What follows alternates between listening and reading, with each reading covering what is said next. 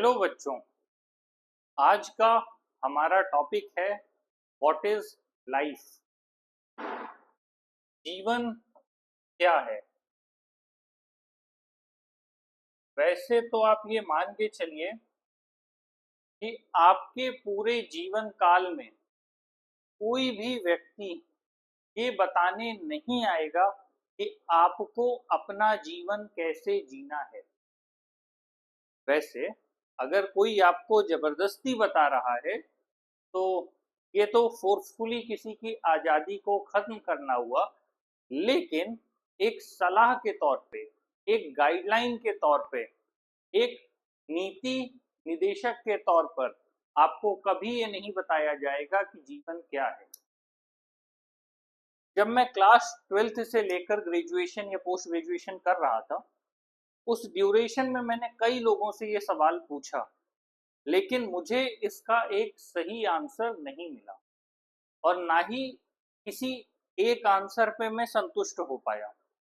इसीलिए मैंने जीवन को अलग अलग आयामों से देखने का प्रयास किया, समझने का प्रयास किया और अपनी एक समझ विकसित की, जो मैं साझा करने की कोशिश कर रहा हूँ। अब अगर आप लाइफ की ही बात करें तो इसका एक एस्पेक्ट हो जाता है सोशल, दूसरा एस्पेक्ट हो जाता है स्पिरिचुअल, तीसरा एस्पेक्ट आपका हो जाता है क्या, in terms of religion.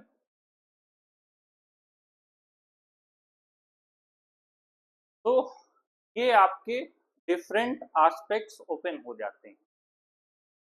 Religion आपकी लाइफ में वहां रोल प्ले करता है जहां पर आपका जन्म होता है। जिस भी व्यक्ति का जन्म जिस भी धर्म में हुआ है, इसमें उसकी कोई भी व्यक्तिगत स्वतंत्रता नहीं है। किसी भी व्यक्ति ने ये चयन नहीं किया कि उसका जन्म किस घर में हो और जो भी उसका घर है उस घर के हिसाब से उसका धर्म है। एक बच्चा हिंदू परिवार में पैदा होता है तो वो अब हिंदू रीति रिवाज, धार्मिक मान्यताओं को साथ लेकर के चलने लगता है। वक्त के साथ जो अंधविश्वास हैं, रूढ़ियां हैं, वो पीछे छूटती चली जाती है, लेकिन वो उसी धर्म को लेकर के आगे चलता है। और कोई भी समाज विखंडित होने या भ्रष्ट होने की कगार पर तभी पहुंचता है जब धर्म से विमुख होने लगता है। कोई भी धर्म गलत चीजें नहीं सिखाता है, लेकिन कालांतर में लोग उसका अर्थ अलग निकाल लेते हैं, चाहे वो इस्लाम धर्म ही क्यों ना हो।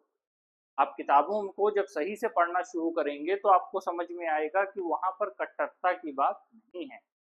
लेकिन अगर हम उसका गलत इंटरप्रिटेशन कर लेंगे तो एक गलत वे ऑफ लिविंग हम ऑप्ट करने लगेंगे। उसके लिए एक वीडियो और है कि लोगों में इतनी नफरत क्यों बढ़ रही है, उसे आप देखिएगा तो आपको समझ में आएगा कि एग्जैक्ट रीजन क्या है इस कट्टरता के बढ़ने का। और धर्म के साथ साथ एक हिस्सा और हो जाता है, उसे हम कहते हैं जाति। अगर हम व्यापक तौर पे बात कर रहे हैं तो एक हिस्सा तो आपके रिलीजन का है, दूसरा हिस्सा आपके कास्ट का है। इन दोनों को चयन करने की आजादी किसी भी व्यक्ति के पास नहीं है। लेकिन आप जिस घर में जन्म लेते हैं वहीं से आपका धर्म तय होता है। जिस जाति में आपका जन्म होता है उसी जाति को लेकर के आप आगे चलते हैं। अब अगर उस जाति को लेकर के आप घमंड भी पाल सकते हैं या हीन भावना भी पाल सकते हैं, दोनों ही परिस्थितियां, दोनों ही विपरीत ध्रुव में होने का कोई अर्थ नहीं है। यदि कोई व्यक्ति सिर्फ इस बात पे घमंड करे कि मैं फला जाति में मेरा जन्म हुआ है, या कोई व्यक्ति सिर्फ इसलिए हीन महसूस करे कि मेरा फला जाति में जन्म हुआ है, दोनों ही विपरीत ध्रुव पर बनाई गई सोच है, विचारधारा है, और दोनों ही अपने आप में गलत है। अगर आपका घर दूसरा होता तो आपकी जाति दूसरी होती, आपका धर्म दूसरा होता। अगर मैं जहां रह रहा हूं, मैं अगर मान लीजिए मेरे बगल में कोई मुसलमान है, यहाँ मेरा घर है, यहाँ बगल में ईसाई का घर है, उसके बगल में बौद्ध का घर है, उसके बगल में जैन धर्म का घर है, अलग अलग धर्म के लोग अगर रह रहे हैं, तो आप जिस घर में गए वही घर से आपका धर्म और जाति दोनों तय होता है। तो इसीलिए इस बात को लेकर के दंभ रखना वो भी गलत है, और इस बात को लेके हीन भावना रखना वो भी गलत है। कई बार एक व्यक्ति आपके साथ गलत करता है और आप पूरी जाति विशेष को गाली देने लगते हैं। वास्तविकता ये है कि वो व्यक्ति है, उस व्यक्ति ने आपके साथ गलत किया तो उसके प्रति आपकी सोच खराब होना लाजमी है, लेकिन इससे कोई एक जाति या कोई एक धर्म खराब नहीं हो जाता। तो आपके जीवन के एक व्यापक पहलू में हमेशा रिलीजन और कास्ट रहेगा। अब इसके दो आयाम हैं। एक आयाम तो ये है कि मैं जाति और धर्म को नहीं मानता। एक आयाम ये हो सकता है, हालांकि मैं मानता हूं, मैं आपको एजम्पशन दे रहा हूं, मैं अपने धर्म को तो फॉलो करता ही हूं, क्योंकि धर्म का सीधा सा मतलब है कि उन एस्पेक्ट्स को आपकी लाइफ में देना, या जीवन सम्यक रूप से जीने की एक कला देना, या जीवन को कैसे आप अच्छे से जी सकते हैं उसके लिए धर्म आपको एक तरह की गाइडलाइन प्रोवाइड करता है। धर्म, अर्थ, काम, मोक्ष, इसी की बात की गई है और इसी के आधार पर आपके चतुर्वर्ण बने हैं, और उसके हिसाब से फिर आपका आगे दिया है, वर्णाश्रम का जो वर्णन किया गया है। अगेन, अगर कोई कहता है कि मैं जाति या धर्म नहीं मानता, लेकिन ये ऐसी सिचुएशन है कि ये एक सर्किल है, इस सर्किल में आप यहां पर हैं, अब आपके आसपास अलग अलग लोग हैं, क्योंकि भारत में विविधता है। अब इन लोगों के बीच में अगर आप कहते हैं कि मैं इनमें से किसी में अलगाव का भाव नहीं रखता, तो आपके ये कह देने से ये लोग भी आपके प्रति अलगाव का भाव ना रखें, ये जरूरी नहीं है। तो ये भी बात ध्यान रखना है कि जब इसका दो पहलू है, पहला पहलू तो ये है कि मैं नहीं मानता, लेकिन आपके ना मानने से सामने वाले के मानना या ना मानना निर्भर नहीं करता। अगर सामने वाला व्यक्ति कट्टर है तो वो आपको उसी दृष्टिकोण से देखेगा, और वो दृष्टिकोण आप किसी भी हाल में नियंत्रित नहीं कर सकते। कहने का मतलब, क्योंकि मैं एक जाति विशेष से जुड़ा हूं, संभवतः जो यहाँ बैठा व्यक्ति है, यदि वो संकीर्ण मानसिकता का है तो वो मेरे साथ गलत करेगा ही करेगा। मैं भले ही नहीं मानता कि ये किस जाति से बिलोंग करता है, किस धर्म से बिलोंग करता है, लेकिन यहाँ बैठा व्यक्ति कट्टर है तो वो मेरे साथ वैसा ही व्यवहार करेगा। उम्मीद है ये आपको समझ में आया होगा। ये उसका दूसरा पहलू है। एक पहलू तो होता है कि हम कैसे व्यवहार करेंगे, दूसरा पहलू है कि सामने वाला कैसे व्यवहार करेगा।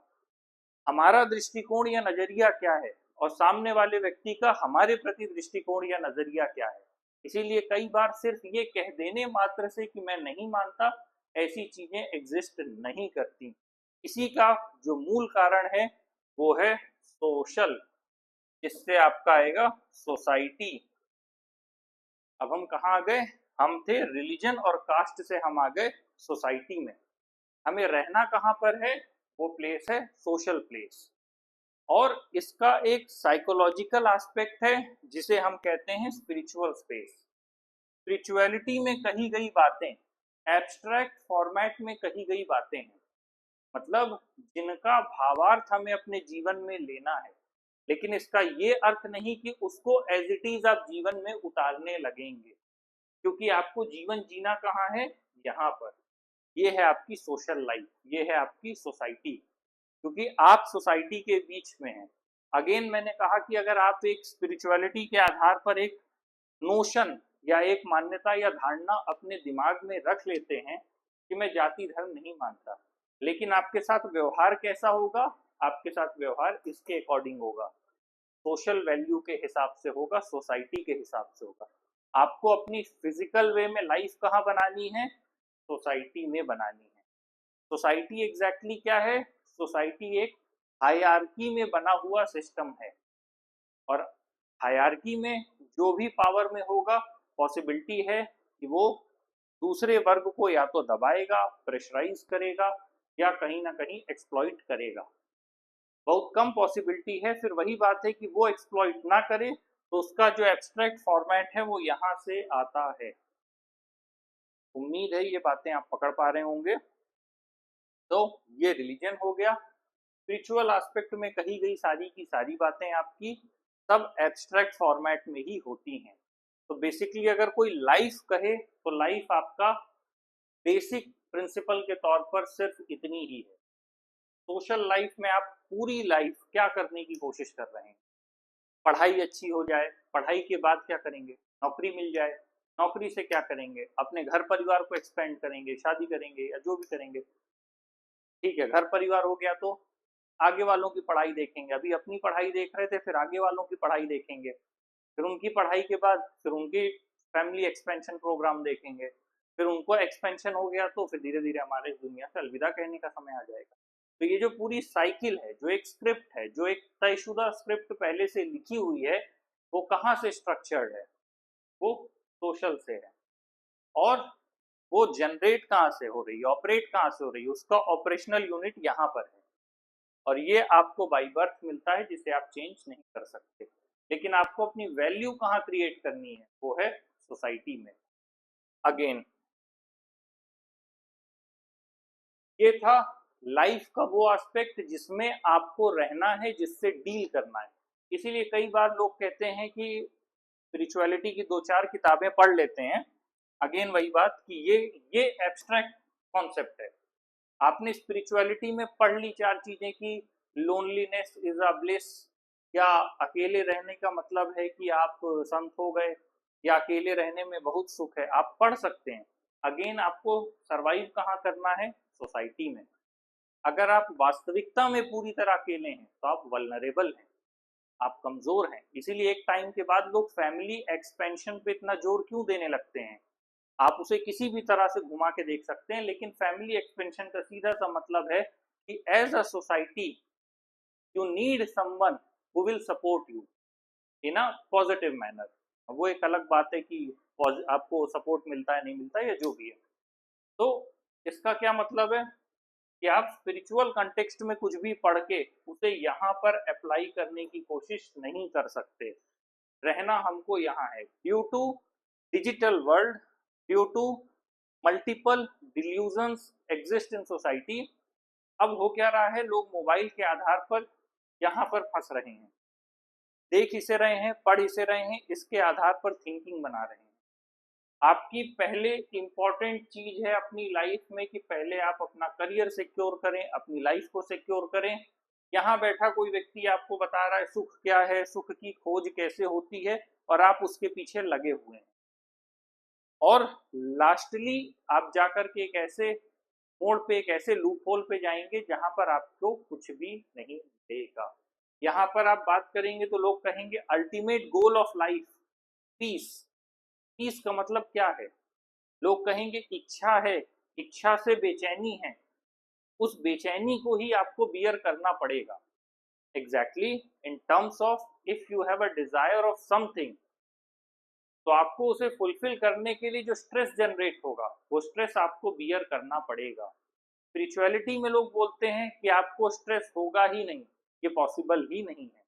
जब आप एक ही जैसा काम लगातार करते चले जाएंगे तो स्ट्रेस बिल्डअप अपने आप होगा। इसीलिए फिर स्ट्रेस मैनेजमेंट में जाना पड़ता है। तो लोग अब का जो नया युवा है वो यहाँ की बातें सीख के यहाँ पर अप्लाई करने की कोशिश कर रहा है, और अगर ऐसा करेगा तो उसे नुकसान ही होगा। वो एक अलग बात है कि सोसाइटी में धीरे धीरे स्ट्रक्चर ऐसा होता जा रहा है कि हम व्यक्तिवाद या एकलवाद की ओर बढ़ रहे हैं। पहले सामूहिक परिवार थे, संयुक्त परिवार थे। संयुक्त परिवार में सब लोग थे, चाचा मामा ताई बुआ जो भी लोग हैं, पूरे फैमिली एक साथ रहती थी। धीरे धीरे हम लोग आके कहाँ शिफ्ट हुए? न्यूक्लियर फैमिली में, जहाँ पे हस्बैंड वाइफ और बच्चे। और अब हम कहाँ शिफ्ट हो रहे हैं? उससे भी और आगे जाके अब हम शिफ्ट हो रहे हैं सिंगल एंटिटी में।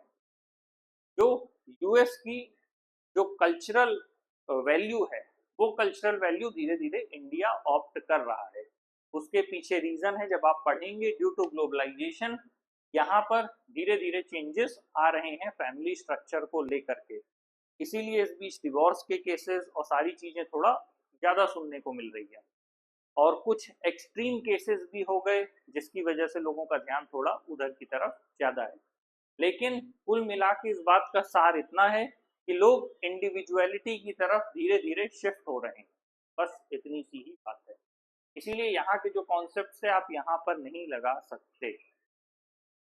अल्टीमेटली ये एब्स्ट्रैक्ट कॉन्सेप्ट की बात करता है। ये आपको कहेंगे कि क्यों अपने लिए एसेट्स बना रहे हो, क्यों पैसा कमाने में अपना समय लगा रहे हो, जॉब करना बुरी बात है, ये तरह तरह की चीजें आपको सिखाते रहेंगे। But at the end of the day आपको अपने बिल यहाँ पे करने होंगे।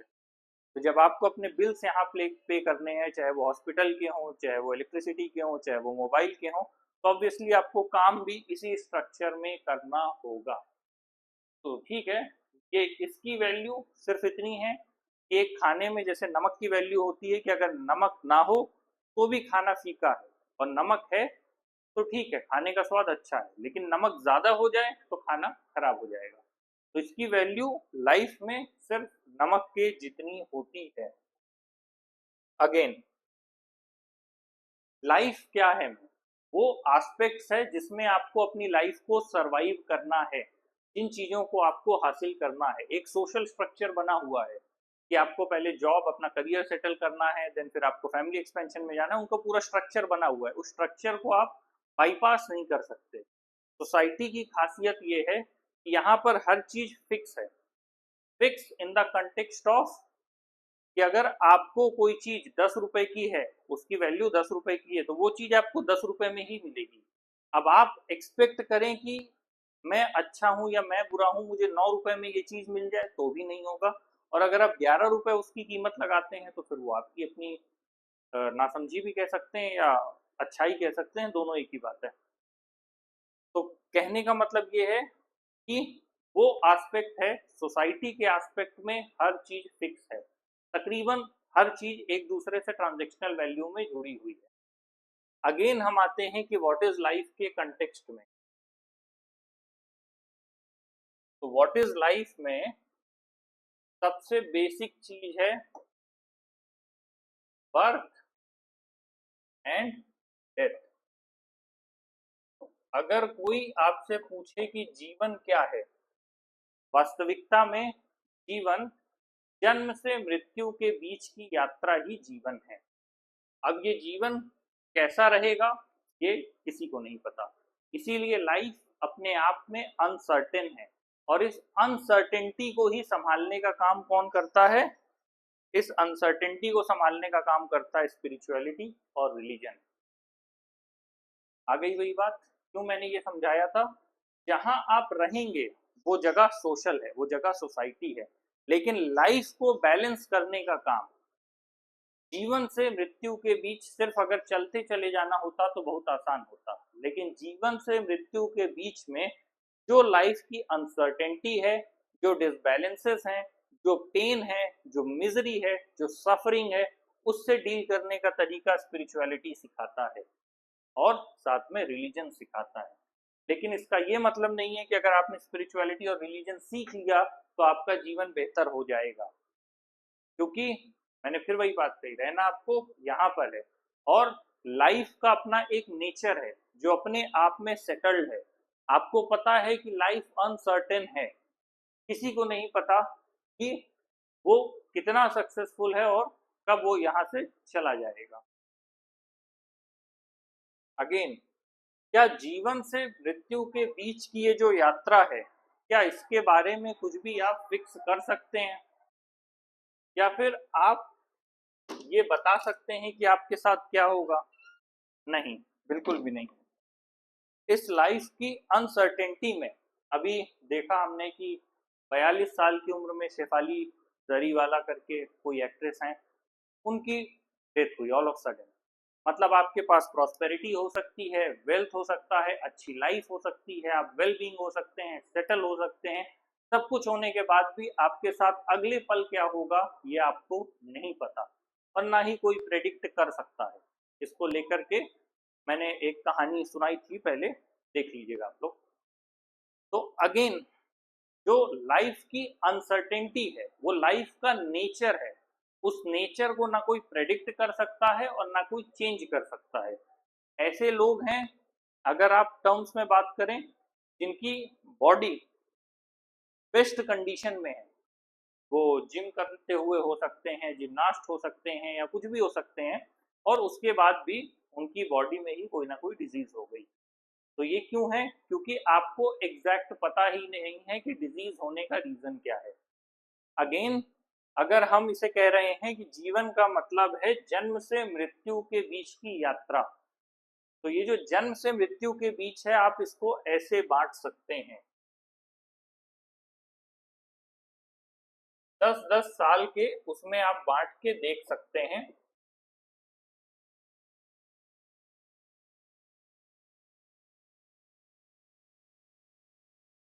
और इसके आगे आप और रख लीजिए, तो मान लीजिए हम लाइफ एक्सपेक्टेंसी के हिसाब से मान के चलिए कि एक ठीक ठाक व्यक्ति 70-80 साल तक जीवित रहता है। बाकी किसी को कोई बीमारी 30-32 साल में हो जाए, किसी को कैंसर हो जाए, किसी को कोई इशू हो जाए, वो एक अलग चीज है, वो किसी को नहीं पता है। बट जो जन्म से मृत्यु के बीच की यात्रा है, अब ये तो पता चल गया कि मृत्यु अपने हाथ में नहीं है। इसका मतलब इस रास्ते में आप कहीं से भी एग्जिट हो सकते हैं। लोग कहते हैं कि जो जितनी ऊंचाई पर है उतना हम्बल है, क्योंकि उसे लाइफ का ट्रू नेचर पता चल गया है। हो सकता है आपकी उम्र 30, 32, 40, 35 कुछ भी हो, आप बहुत सक्सेसफुल हैं, आपके पास सब कुछ है, लेकिन आपको एक बीमारी हुई और सब कुछ आपके हाथ से निकल गया और आपको पता भी नहीं चला।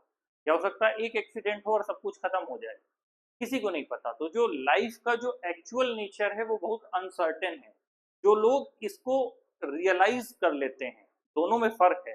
एक होता है उस बात को समझना, मुंह से तो हम सब बोलते हैं, लेकिन एक होता है उस चीज का रियलाइजेशन हो जाना।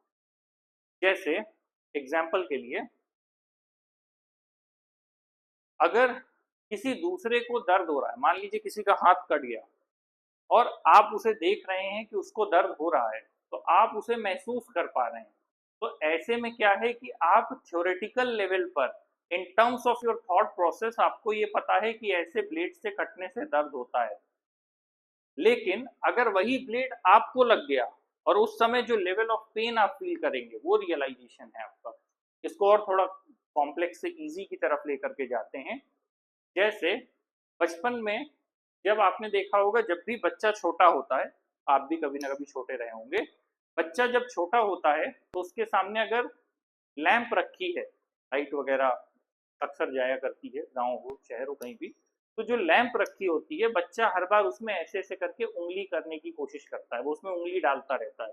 क्यों करता है? क्योंकि उसे वो एक प्रकाश पुंज दिख रहा होता है, उसे दिखता है कि ये कुछ है जो चमक रहा है, कुछ है जो इसमें रोशनी है।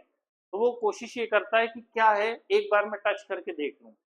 लेकिन वो तभी तक टच करने की कोशिश करता है जब तक पेरेंट्स उसके पकड़ते रहते हैं। और अगर पेरेंट्स एक बार छोड़ दें कि जाओ टच करके देख लो क्या है, और बच्चा एक बार हाथ लगाते ही जल जाए, क्योंकि जैसे ही वो हाथ लगाएगा अपने आप उसे पता चलेगा कि उसका हाथ जला, उसने वो अपना हाथ पीछे हटा लेगा। तो जब उसका हाथ एक बार जल जाएगा, दोबारा वो बच्चा कभी उस लैंप की तरफ उंगली करके उसे टच करने की कोशिश नहीं करेगा। रीजन क्या है? अब उसको उस चीज का एहसास हो गया, अनुभूति हो गई, रियलाइजेशन हो गया। तो जो रियलाइजेशन है, अगर ये आपको हो गया किसी चीज का, तो एग्जैक्टली आपकी लाइफ है, ये सारे डिसीजंस और आपके सोचने का तरीका चेंज हो जाएगा। तो अगर हम डेथ की बात सिर्फ करते हैं, इसका सिंपल सा एग्जांपल ये है कि बहुत से लोग शमशान घाट जाते हैं, अपने किसी करीबी संबंधी, अगर आपकी उम्र 15-20 साल के ऊपर है तो अमूमन आपने किसी न किसी को अपने आसपास मरते हुए देखा होगा। लोग शमशान घाट जाते हैं, कुछ देर बैठते हैं, वो व्यक्ति जल जाता है, घर चले आते हैं, सामान्य हो जाते हैं। अगले दिन से वही सब ओछापन शुरू कर देते हैं। षड्यंत्र करना, चुगली करना, बेईमानी करना, ये सब आप जितना कर रहे हैं, ये तभी है जब आपको जीवन का सही प्रकृति जीवन की नहीं पता है। और जब लोग शमशान घाट से वापस आते हैं तो उन्हें लगता है कि वो मरा है, वो मरा है, मुझे थोड़ी ना कुछ होगा, मैं तो, मतलब मुझे कुछ नहीं हो सकता। लोग ये नहीं सोचते कि आज वो वहां लेटा है, कुछ समय बाद मैं भी वहीं पर लेटा मिलूंगा। लेकिन लोग ये नहीं सोच पाते। इसी को कहते हैं रियलाइजेशन का ना होना। कि जब आप शमशान घाट गए, आप देखे, आपको लगा ये तो दूसरे के साथ हुआ है, मेरे साथ थोड़ी ना होगा। और आपने सब कुछ ऐसे देखा मूर्छा की अवस्था में जैसे कोई सिनेमा चल रहा है, और आप सब कुछ देख के वापस आ गए। और अगर जीवन को ढंग से समझना है तो वृद्धावस्था को समझिए, वृद्ध लोगों को देखिए, तो आपको और थोड़ा अच्छे से समझ में आएगा कि रूप और यौवन जिसके पीछे आदमी पूरे समय भागता है वो कैसे नष्ट हो जाता है। बुद्धि भी रहती है लेकिन कुछ समय के बाद आपको चीजें भूलने लगती हैं, वो भी आप भूल जाते हैं। तो इसका मतलब क्या हुआ कि यहाँ पर निर्माण है, यहाँ पर क्या है, क्रिएशन है। और ये क्या है, ये लाइन आपको क्या बता रही है, ये डिस्ट्रक्शन है। मतलब ये क्रिएशन से डिस्ट्रक्शन की यात्रा है। मतलब जब आप छोटे थे, एकदम नन्हे से मुन्ने से, तो जब छोटे थे तो छोटे के समय, उस समय जब आप छोटे थे, जब आपका जन्म हुआ था, तो आप पूरी तरह किसी पर आश्रित या निर्भर थे। जो भी लोग आपके आसपास थे उन्होंने आपको पाल पोस के बड़ा किया।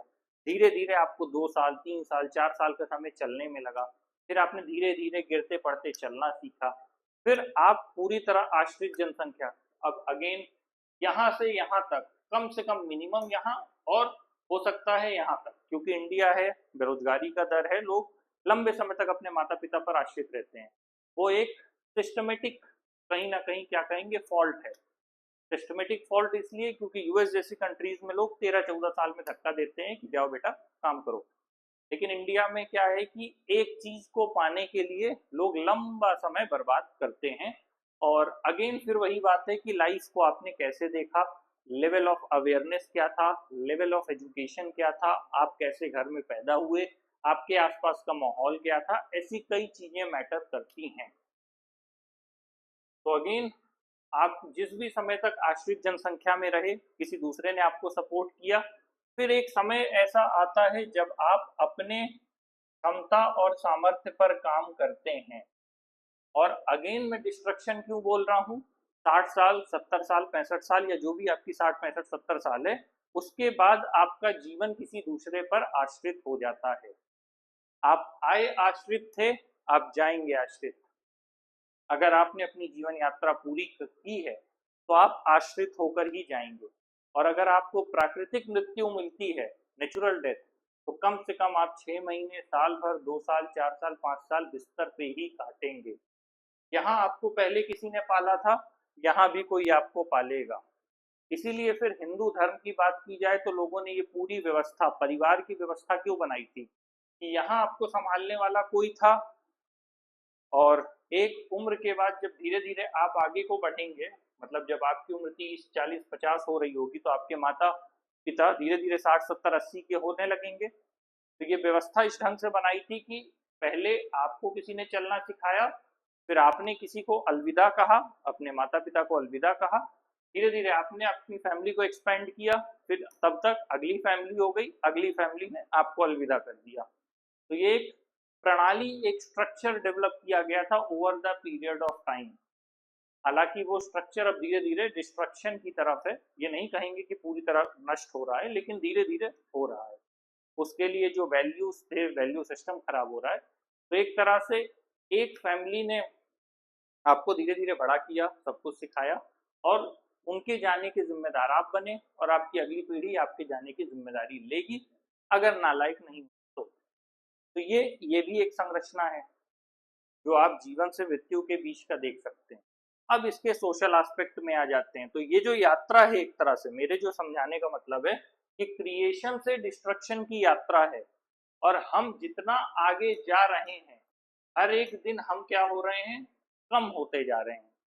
मतलब हमें पता है कि यहाँ से तो हम बढ़े यहाँ तक, इसीलिए जितना भी स्पिरिचुअलिटी है, जितना भी रिलीजन है, वो क्या समझाने की कोशिश कर रहा है, वो सिर्फ और सिर्फ यही समझाने की इसलिए कोशिश कर रहा है कि इस ड्यूरेशन में, यहाँ से यहाँ तक में इतना ज्यादा अहंकार मत बढ़ा लेना, यहाँ की यात्रा करना कठिन हो जाए। मतलब क्योंकि जब आप क्रिएशन के फॉर्म में थे, आप ताकतवर हुए, आप मजबूत हुए, तो आपने ईगो को अपने अंदर इनबिल्ट किया। लेकिन जब आपने ज्यादा ईगो किया तो वही चीजें फिर यहाँ पर आपसे छूटने लगेंगी। प्रकृति ने ऐसी व्यवस्था बनाई कि आप आए खाली हाथ थे, फिर आप दोनों हाथों से, आपको मौका दिया जाएगा कि दोनों हाथों से सब कुछ समेट लीजिए। जब आप दोनों हाथों से समेट लेंगे तो फिर अल्टीमेटली आपसे धीरे धीरे करके प्रकृति सब कुछ ले लेगी। और ये उन चीजों की बात मैं नहीं कर रहा जो आप बाहरी तौर पर पकड़ रहे हैं।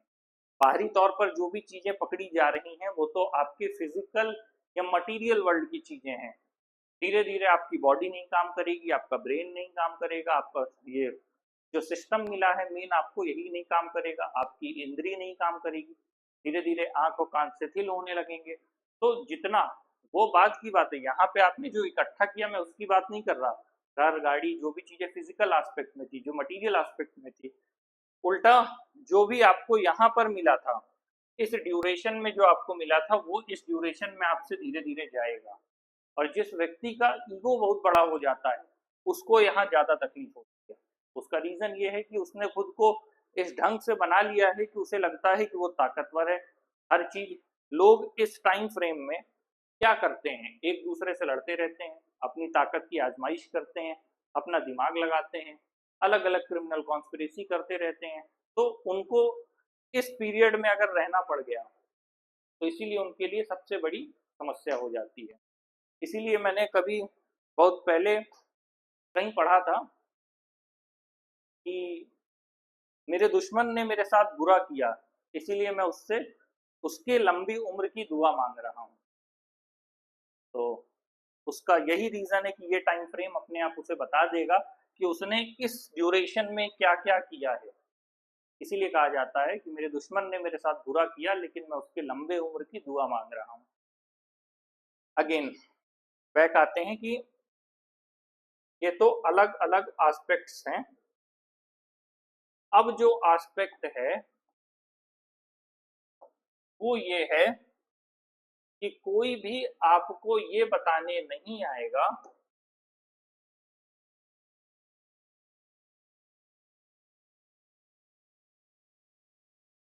कि आपको अपनी लाइफ बेटर ढंग से कैसे जी। अब इसका मतलब ये है मोटे तौर पर कि आपकी लाइफ, इससे रिलेटेड एक वीडियो है कर्मा, उसको देखिएगा, उससे आपको और क्लैरिटी मिल जाएगी। ये एस्पेक्ट्स हैं जिसमें आपको अपनी लाइफ को जीना होगा। वो क्या है? Physical, mental, emotional, psychological. अब इन एस्पेक्ट्स में, अब आप इसे कर्मा कह लीजिए, आप इसे डिफरेंट एस्पेक्ट्स ऑफ लाइफ कह लीजिए, इन एस्पेक्ट्स में आपको लाइफ को सरवाइव करना होगा। और अगर किसी एक पर्टिकुलर टाइम जोन पे, क्योंकि यहाँ पर आपको किसी न किसी का सपोर्ट या असिस्टेंस मिला होगा, हम उम्मीद करते हैं मिला होगा, और कुछ लोगों को नहीं भी मिलता, इसीलिए कहा जाता है कि उसकी वैल्यू करिए जो भी आपको मिल रहा है। तो आपकी जो स्टार्टिंग लाइफ है उसमें किसी न किसी का असिस्टेंस आपके पास रहा होगा।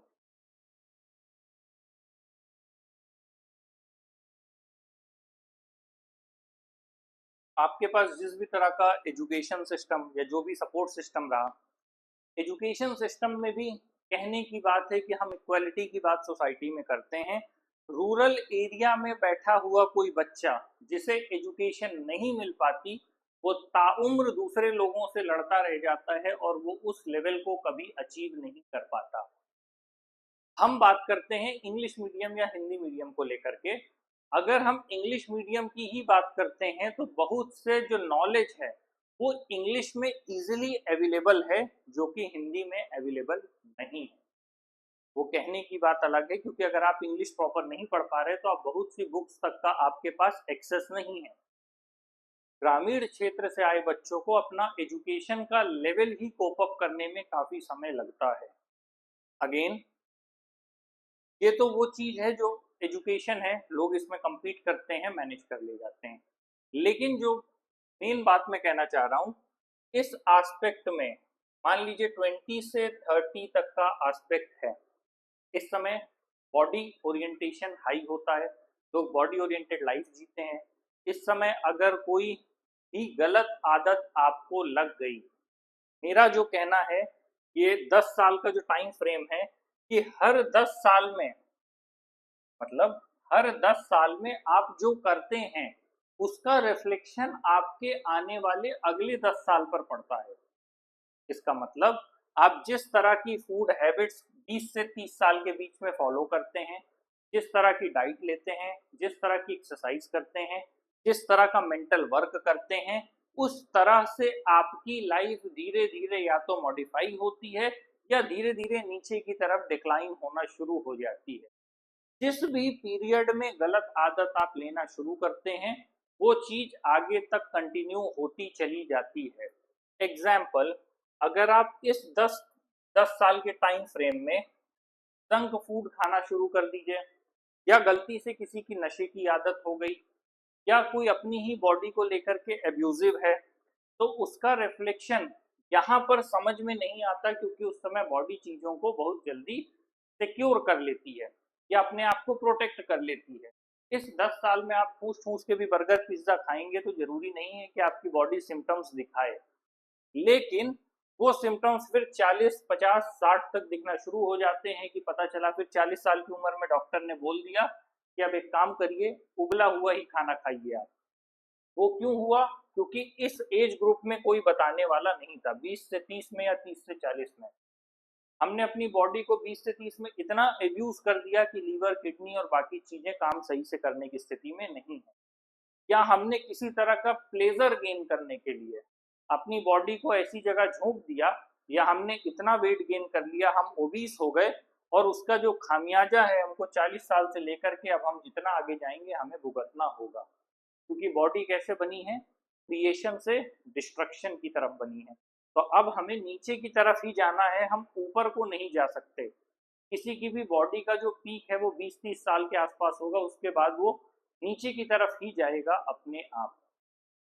तो अगर हम हर 10 साल के टाइम फ्रेम पे जो भी करते हैं, 30 से 40 में अगर हम प्रॉपर एक्सरसाइज कर रहे हैं, तो जो बाकी लोग होंगे, जो बाकी लोग, मान लीजिए कोई व्यक्ति 35 साल का है, तो उसकी एज ग्रुप के जितने बाकी लोग हैं 35 साल के, वो उनसे बेटर दिखेगा। कब दिखेगा? जब उसने अपने 25 से 35 में अपने को इस ढंग से सिक्योर रखा होगा कि वो गलत आदतों में नहीं गया होगा। नहीं तो अगर आप 50 साल की उम्र तक देखेंगे, कुछ लोगों की तोन काफी बड़ी है, कुछ लोग बुढ़े दिखने लगते हैं, कुछ लोगों को बीपी शुगर होने लगता है, अलग अलग तरह की बीमारियां देखने को मिलता है। और यही अंतर है कि अगर आप सोल्जर्स को देखेंगे, इंडियन आर्मी में देखेंगे, तो लोगों की जो फिटनेस लेवल है वो अच्छी है, उनकी लाइफ एक्सपेक्टेंसी बेटर है, क्योंकि रोज सुबह उठना, पीटी करना, योगा करना। तो अगेन, जब आप अपनी लाइफ को खराब कर रहे होंगे, कोई भी व्यक्ति नहीं आएगा आपको बताने के लिए कि आप अपना जीवन संभाल लीजिए। जब भी आप गलत कर रहे होंगे तो लोग आपकी गलती में आपको ठीक करने की बजाय उसे रिकॉर्ड करने की कोशिश कर रहे होंगे, कि अगली बार हम इसकी सेविंग कर पाएंगे, इसे एम्बेरस कर पाएंगे। तो इसीलिए ये उम्मीद मत करिएगा लाइफ में कि कोई भी आपको रोकने आएगा, कोई आपको समझाने आएगा, कोई कुछ भी करने आएगा, ऐसा नहीं होता। एक बार आपकी लाइफ अगर यहाँ से आउट ऑफ ट्रैक चली गई, तो उसके बाद उसे वापस आने में हो सकता है सालों का समय लग जाए। और खास तौर पे लड़कों को मैं यही कहूँगा कि लड़ाई मारपीट से दूर रहें, लड़कियों से दूर रहें, और थोड़ा कानून की किताबें पढ़ लें। और नहीं है तो मैं एक लीगल सीरीज लेकर के आऊँगा, उसे थोड़ा डिटेल में देखिए, समझिए, और आपके आज के लिए हुए डिसीजंस फ्यूचर को किस तरह इम्पैक्ट कर सकते हैं, इसको थोड़ा समझिए। क्योंकि अगर हो सकता है एक छोटी सी मारपीट हो, लड़ाई झगड़ा हो, आपने किसी को मार दिया, और अगर सीरियस इंजरी हो गई, या किसी भी खुदा ना खास्ता उसे कुछ, उसके साथ कुछ गलत हो गया, हो सकता है उसके साथ गलत वैसे भी होना हो, उसका हार्ट कमजोर हो या उसे कोई प्रॉब्लम हो, लेकिन आपने उसे हिट किया और हिट करने की वजह से उसके साथ गलत हो गया, तो जाने वाला तो चला जाएगा, आप कम से कम 10 साल से 20 साल के लिए आपकी जिंदगी पूरी तरह से बर्बाद हो जाएगी। आप किसी तरह के नशे में हैं, जैसे इस समय नशे बहुत बुरी तरह से बढ़ रहे हैं, लोग स्कूल और कॉलेज तक भी लेकर के पहुंच रहे हैं, ऐसा क्यों हो रहा है? क्योंकि वहां के बच्चों से उन्हें पैसा मिल रहा है। तो मैं यही कहूंगा कि आपको कोई भी बताने नहीं आएगा। अपनी लाइफ को जब भी देखिएगा अगले नेक्स्ट 10 ईयर्स के टाइम फ्रेम में देखिएगा। जो भी अभी आपका physical state, mental state, emotional state और साइकोलॉजिकल स्टेट है, बहुत से लोग बहुत अर्ली रिलेशनशिप में इंटर करने के लिए आतुर रहते हैं। Due to Bollywood, due to cinema, आजकल जानबूझ के ऐसी वेब सीरीज बनाई जाती हैं जहां एक्ट्रेस स्कूल के कपड़े पहन के परफॉर्म कर रही हैं। एक्ट्रेस की एज 30 ईयर्स है, लेकिन वो वेब सीरीज बनाने के लिए वो क्या कर रही हैं, 16 ईयर्स का खुद को डिपिक्ट कर रही हैं। तो जो एक मेंटल इमेज हमारे दिमाग में बनेगी वो क्या बनेगी कि सामने स्कूल ड्रेस में बच्चे हैं जो ऐसा ऐसा करते हैं, तो हमें भी ऐसा ही करना चाहिए। बट अगेन, जो मैंने पहली वाली स्लाइड में बताया था कि हमारी लाइफ सोशल एस्पेक्ट से रेगुलेट होती है, हमारे साइकोलॉजिकल एस्पेक्ट से रेगुलेट नहीं होती है। हमारे सोचने से कुछ नहीं होता कि जो चीजें एग्जैक्टली जैसी हैं वो वैसे ही काम करेंगी। तो physical, mental, emotional, psychological wellbeing रहें, अच्छी किताबें पढ़ें, कोशिश करें ठीक ठाक जो आपको पसंद है, अपनी हॉबी चुनें और ऐसी चीज़ों पे अपना टाइम इन्वेस्ट करें जो आपको पॉजिटिविटी की तरफ लेके जाए। और ये ध्यान रखें कि इस साइकिल में आपके साथ कुछ भी गलत ना हो। ये ध्यान दें कि अगले 10 साल का जो फ्रेमवर्क है वो आपकी लाइफ का ठीक तभी रहेगा जब आप प्रेजेंट में रहेंगे। किसी एक गलत रिलेशनशिप में चले गए और आपका जो इमोशनल हेल्थ था अगले 5 साल के लिए खराब कर दिया किसी ने, या अगले 2 साल, 3 साल, 4 साल के लिए खराब हो गया, तो अननेसेसरी रिलेशनशिप में इंटर मत करिए। सोसाइटी में एक पीयर प्रेशर क्रिएट किया जाता है, लोगों को पैसा कमाना है तो उस ढंग की वेब सीरीज बनती हैं, उस ढंग के यूट्यूब में वीडियोस बनाए जाते हैं, तो वो चीज़ें हमारे ब्रेन में एक तरह का इम्पैक्ट जनरेट करती हैं और हमें लगता है कि ऐसा होता है, but in reality things are different. और कई बार जो होता है उसे किसी और ढंग से प्रेजेंट कर दिया जाता है। ये भी एक बहुत बड़ा पहलू है समाज का। तो इसीलिए मैं ये कहूँगा कि आपको अल्टीमेटली लाइफ अपने सोशल एस्पेक्ट में ही सरवाइव करनी है। और अपने हमेशा ये ध्यान रखिए कि physical, mental, emotional, psychological level पर आप अपने को वेल बीइंग कैसे रख सकते हैं। और जो भी आप अभी करेंगे 20 to 30 में उसका रिफ्लेक्शन 30 to 40 में दिखाई देगा, चाहे वो हेल्थ के हिसाब से हो, चाहे वो मेंटल हेल्थ के हिसाब से हो, चाहे वो इमोशनल हेल्थ हो और चाहे वो साइकोलॉजिकल हेल्थ हो। अगर यहाँ पर कोई भी गड़बड़ी होती है और अपनी संगत का ध्यान रखें या किसी भी गलत व्यक्ति के संपर्क में आप आते हैं, तो उसका खामियाजा हो सकता है आपको अगले 5-10 साल भुगतना पड़े। कोई आपको बताने नहीं आएगा कि आपको लाइफ कैसे सरवाइव करनी है। ये स्किल्स आपको धीरे धीरे खुद ही सीखने होंगे। तो इस वीडियो के कंक्लूजन में मैं सिर्फ यही कहूँगा कि हमारे पास जीवन क्या है, इसका सीधा सा आंसर है जीवन से मृत्यु के बीच का सफर। और मृत्यु अनिश्चित है, वो किसी को नहीं पता। अगर कोई दावा कर रहा है तो फिर मैं कहूँगा मैंने एक उससे रिलेटेड कहानी डाली है, वो उसे देख लेना चाहिए। और लाइफ हमारी अगर हर 5 साल या 10 साल के सेगमेंट में बांटा जाए तो जो हम अभी कर रहे हैं उसी का रिफ्लेक्शन हमें फ्यूचर में देखने को मिलेगा। तो इसीलिए अपनी physical, mental, emotional, psychological health का ध्यान रखें और पॉजिटिविटी के साथ आगे बढ़ते रहें।